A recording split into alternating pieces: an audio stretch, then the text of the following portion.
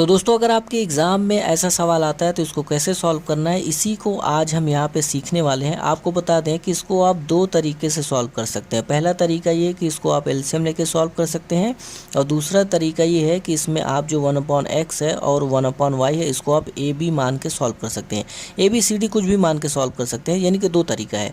तो दोनों तरीके से हम आपको यहाँ पर सॉल्व करना सिखाएँगे। सबसे पहले हम आपको सिखाते हैं पहले तरीके से, यानी कि एलसीएम वाले तरीके से। तो दोस्तों ये है हमारा मेथड फर्स्ट। इसमें हमें करना क्या होता है, हमें एलसीएम लेकर सॉल्व करना होता है। तो कैसे सॉल्व करना है, बहुत ध्यान से देखिएगा कि इसका आपको सबसे पहले एलसीएम लेना है। तो यहाँ आएगा एक्स वाई, यहाँ एक्स है तो यहाँ से एक्स हटा दो, बचा वाई, वाई के ऊपर मल्टीप्लाई करो तो आएगा 2y, प्लस यहाँ y है तो यहाँ से y हटा दो, बचा x, x का ऊपर मल्टीप्लाई करो तो आएगा 3x।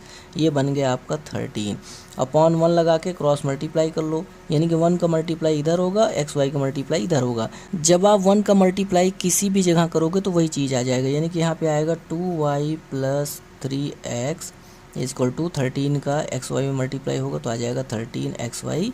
इसका नाम हम दे देते हैं इक्वेशन फर्स्ट।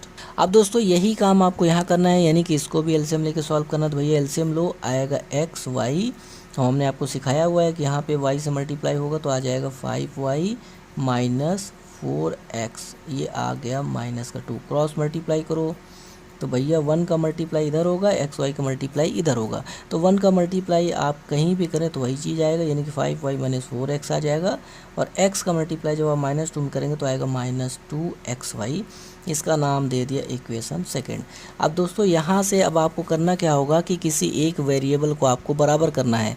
तो हम यहाँ पे x को बराबर करने वाले हैं। अच्छा, x को बराबर करने के लिए पहले वाले इक्वेशन में आपको मल्टीप्लाई करना होगा 4 से, और दूसरे वाले में आपको मल्टीप्लाई करना पड़ेगा 3 से, तब जा कर के ये 12x बनेगा, और ये आपका 12x यहाँ भी बन जाएगा, तब जाके आपका वेरिएबल हो जाएगा बराबर। तो चलिए फटाफट क्या करते हैं, मल्टीप्लाई करके वेरिएबल बराबर कर लेते हैं। तो 4 का मल्टीप्लाई सभी में करना पड़ेगा आपको।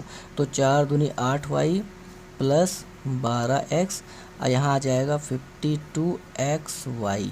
इसका नाम दे देते हैं तीसरा। अब दोस्तों इसका मल्टीप्लाई इधर करिए तो 3 × 5 = 15, यानी कि आ गया 15y माइनस 12x, यहाँ पे आ गया भैया माइनस का 6xy।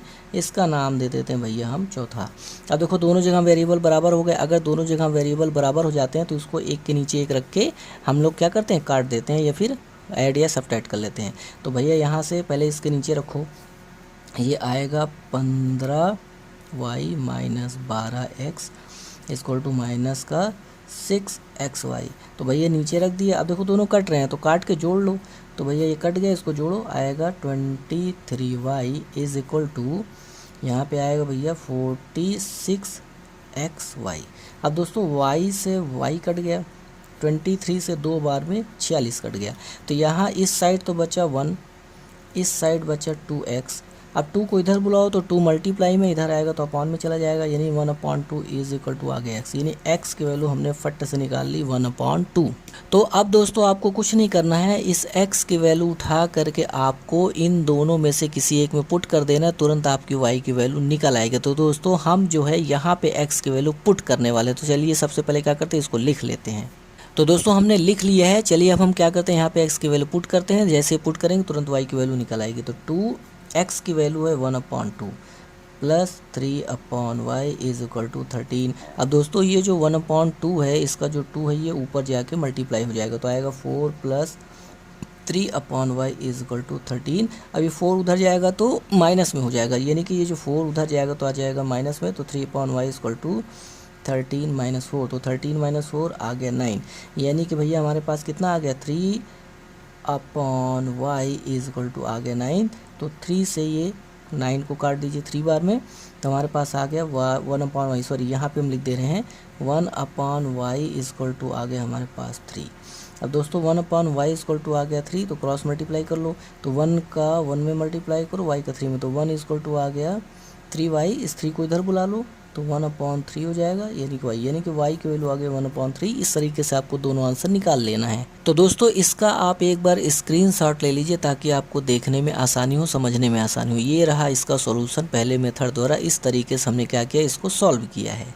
तो दोस्तों ये है हमारा सेकेंड मेथड। सेकेंड मेथड में हमें करना क्या होता है कि हमें 1/x को a मान लेना होता है, और 1/y को क्या है b मान लेना होता है। कुछ भी मान लो, हमने यहाँ पे 1/x को a माना है, 1/y को b माना है। तो जहाँ जहाँ 1/x है वहाँ a रखना है, जहाँ जहाँ 1/y है वहाँ b रख देना है। तो भैया इसको थोड़ा सा और सरल कर लेते हैं। ये लिखा है 2 मल्टीप्लाई 1/x, यानी कि 2/x को हम लोग लिख सकते हैं 2 मल्टीप्लाई 1/x। उसी तरह 3/y को हम लोग लिख सकते हैं 3 मल्टीप्लाई 1/y।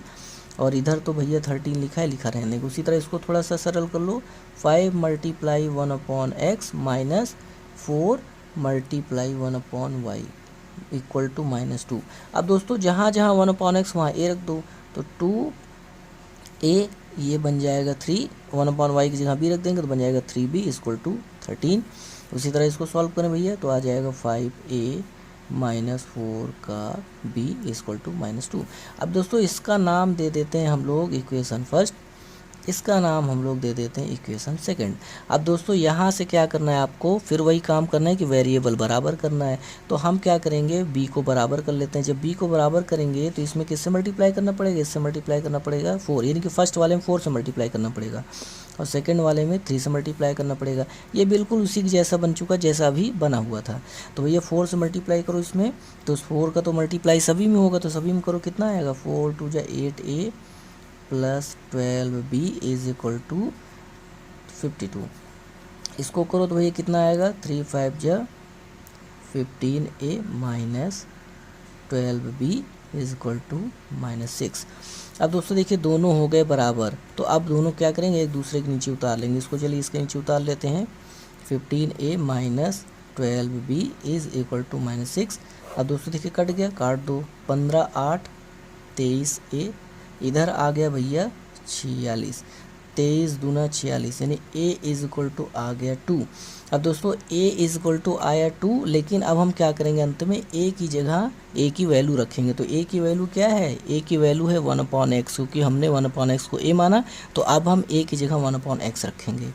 तो 1/x इज इक्वल टू 2, और जब क्रॉस मल्टीप्लाई करेंगे तो कितना आएगा, यानी कि 1, देखिए 1 का मल्टीप्लाई 1 के साथ, x का मल्टीप्लाई 2 के साथ, तो 1 इक्वल टू आ गया 2x, 2 को इधर बुला लो, ये यानी x की वैल्यू आ गई 1/2। तो दोस्तों ये जो x की वैल्यू आई है, इसको उठा करके आप इन इक्वेशन में किन्हीं में भी रख देंगे तो आपको y की वैल्यू निकल आएगी। तो चलिए दोस्तों क्या करते हैं, हम y की वैल्यू निकालते हैं। तो भैया सबसे पहले इक्वेशन लिख लेते हैं, 2/x क्या था, प्लस 3/y प्लस का 3/y इज इक्वल टू 13। तो ये हो गया भैया 13। तो चलिए x की वैल्यू रखते हैं, तो x की यहाँ रखेंगे 1/2, तो 1/2 plus 3/y is equal to 13।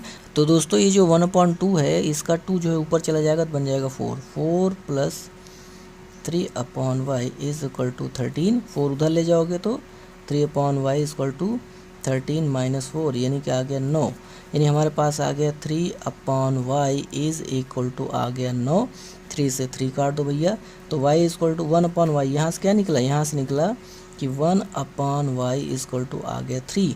1/y is equal to अगर 3 आ गया तो क्रॉस मल्टीप्लाई करो, तो 1 का मल्टीप्लाई इधर और y का मल्टीप्लाई इधर, तो 1 इज इक्वल टू आ गया 3y, और 3 को इधर भेज दो तो आ गया 1/3 इज इक्वल टू y, यानी y की वैल्यू आ गई 1/3।